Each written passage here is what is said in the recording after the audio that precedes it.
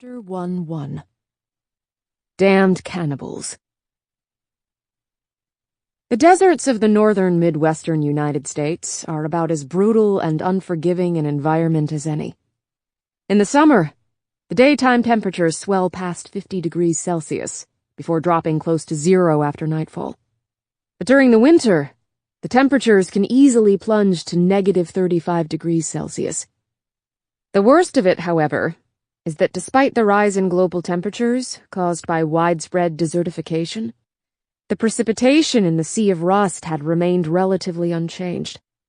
In other words, it is a sweltering, muddy mess in the summer, and an icy, frozen-over hell in the winter.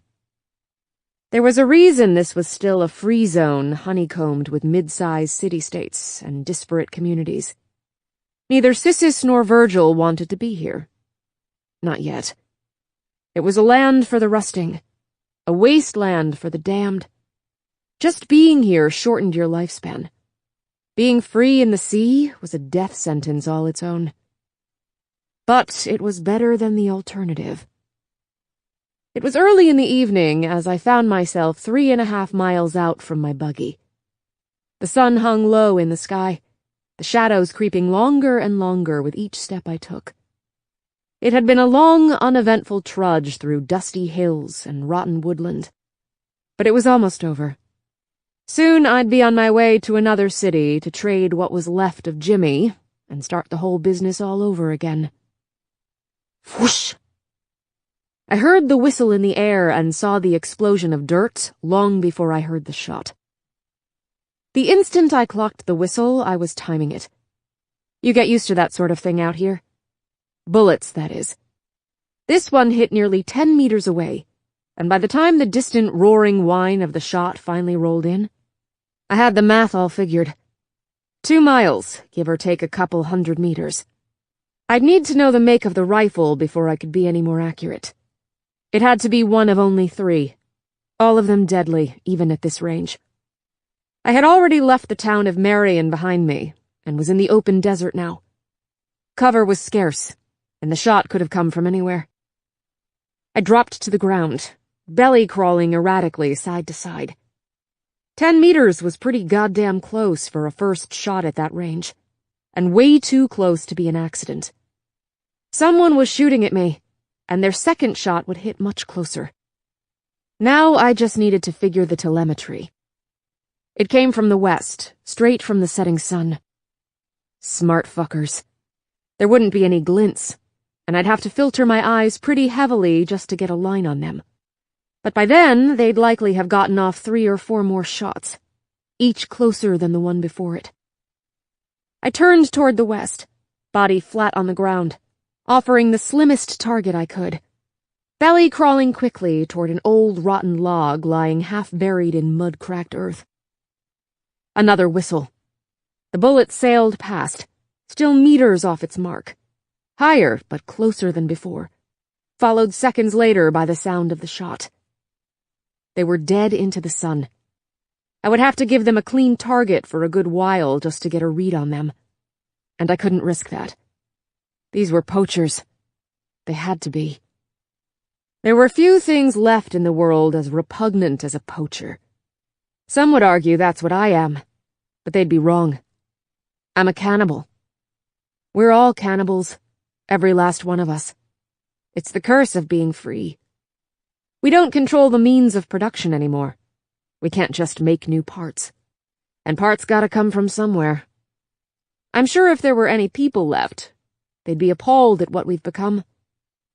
But fuck them. Biological must eat biological. It is the law of nature.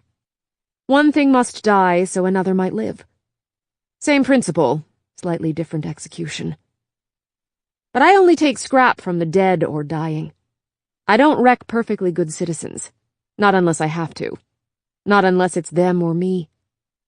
Whoever was gunning for me had to be a poacher. Or poachers. And poachers see things a little differently. They have no moral compass by which to guide them. Savages, all of them. And at that moment, it was them or me. I was still more than 3 miles from where I'd stashed my buggy, and I had to hope they hadn't found it already. Odds were good that they hadn't. A smart poacher would have waited to ambush me there, giving me a wide berth before I settled into the driver's seat, giving him a few good seconds to line up the perfect shot, take out my eyes, my ears, my sensors, so they didn't damage the good stuff. If they were sniping me out here, that meant they were either following my tracks or just lucked upon me while they were tracking Jimmy, same as I was. And there were only two reasons they were taking shots at me from so far away. Either they were twitchy, anxious, and not experienced enough to be patient. Or worse, they knew exactly who I was when they fired. They were sitting in the sun and taking their shots while I was exposed. This wasn't a lack of experience. They knew what they were doing. They had to. Fuck. Fortunately for me, they had to be following my tracks and not my patterns. I never walked the same trail twice. Never. Not on the way back, not 2 years down the road. Familiarity breeds pattern. Pattern breeds habit, and habit is how they get you. Habit is human. Habits will get you killed. 2 miles was the closest to my trail in I allowed myself to get on my way out. This was the best shot they were gonna get. The log between me and the shooter exploded, raining a confetti of rotten splinters down on me, cutting a head-sized gash into it not half a meter from me. The next shot wouldn't likely miss. I was out of time. I had to run. But where? For a split second, I cursed myself for not carrying a weapon, allowing a few microseconds of regret to creep in before logic took it to task. Poachers carry guns. The brain-sick all know that. No one trusts a citizen with a gun. Not out here. Someone with a gun is a poacher. But someone offering help without a gun? Well, that's just a concerned citizen. A concerned citizen that just happened upon them. Not someone hunting them. So I leave my guns in my buggy, hidden beneath some trash and scrap and a matted piece of weathered canvas. I had to get there. Now. I had to get my gun, or I had to book it to the nearest city. Either way, I needed my buggy. 3.5 miles. The next shot, seconds away. I jumped to my feet with a start and ran as fast as my legs would carry me. I wasn't built for speed, but I'd tricked out my legs enough to milk a good 13 or 14 miles per hour out of them, depending on the terrain. The shot rained another small shower of splinters behind me. I didn't turn around to see if it would have hit me. I didn't need to know. Only 3 models of rifle could take out a target at 2 miles. Fortunately for me, none of them could do it at 2.5. Wind, temperature, gravity, rotation of the earth, everything was on my side at that distance. The next 2 minutes meant everything. They couldn't chase me on foot without giving up their chance to snipe me. If they had a vehicle of their own, they'd have to run me down, because nothing can snipe with any accuracy from the back of a bouncing buggy. Over this terrain, they couldn't travel any more than 30 or so miles an hour, meaning they had a 2-minute window to snipe me and a 4-minute window to catch up after that. I had at least 6 minutes, but I needed 14. 2 minutes until I was out of the line of fire. 2 excruciatingly long minutes. This sniper was accurate, clearly modified to do exactly what it was doing now. Not exactly uncommon among poachers, but still not something you saw every day. It wasn't always easy to notice scope mods on the eyes, but wind and atmospheric sensors on the back or shoulders were a dead giveaway. Given time and several shots, my hunter was going to adjust for every variable, right down to predicting what the wind would be like that far out. So the only variable left was me. If I ran straight, it'd clock me in 3 shots. So I couldn't run straight. I had to shake it up. A few steps to the left, a few to the right, a deceleration here, sudden acceleration there. All of it run through a random number generator. RNG. The single most important survival tool I have out here. If I couldn't predict from 1 second to the next which direction I was going to run, then my pursuer sure as hell couldn't either. 9 steps left over broken ground, then 7 to the right. 3 steps straight on before slowing down 3 miles an hour. Whoosh! A bullet soared right over my left shoulder, inches from my back. I started counting, waiting for the sound to catch up. 1.36 seconds longer than before. I was putting real distance between us. 6 steps left, 1 step right, and another 14 left for good measure. Then straight, and left again. Another bullet sailed past almost silently through the air, this one well off its mark.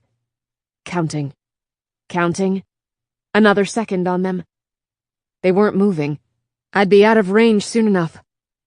They had maybe one more shot before they had to chase me down. There was a vast shopping center waiting on the other side of an upcoming hill. It wasn't the buggy, but it was something. I'd have cover by the time they found me. The odds were increasingly running in my favor. I accelerated 2 miles an hour, took 12 steps right, 2 steps left, 1 step, whoosh. I turned, my body shifting sideways, away from the oncoming bullet.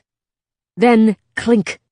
The sharp ting of metal on metal, the sound of the large rounds glancing just so off my turning side. It spun me like a top, wheeling me around before throwing me to the ground. For a second, my entire system blinked off and on again, like an old television smacked on its side. I'd been shot. I glanced down just long enough to assess the damage. Scratched paint, a tiny dent. Nothing major. Running diagnostics before I even leapt back to my feet. I couldn't stay here. If that bullet hit me standing up, it sure as shit could hit me lying down. It was a hard hit, but not nearly as hard as it could have been. I was at the rifle's maximum effective range. 100 or so more yards, and anything else that landed would be purely cosmetic. So I ran. This time at my fastest, with no variation. The sniper was expecting me to dodge and weave again. Instead, I took off like a rocket, putting every inch between us I could. The diagnostic came back clean. No damage. Just a bruised ego and a little body work for me to patch up later. Whoosh! Thunk. Damp earth erupted a bit behind me. I was out of range, gravity dragging the shots down into the dirt. Now I got to find out just how persistent this poacher or poachers were, and whether or not they had a buggy of their own. So I beat feet as fast as I could to the shopping center, hoping to find a solid hiding place or an ambush point. I made for the hill, up a steep slope and down again, then across an old, cracked, weathered highway to an expansive parking lot, with a crumbling mall disintegrating on the other side. If they were coming for me, there would be no better place to defend myself or wait them out. If they were coming. Who was I kidding? Of course they were.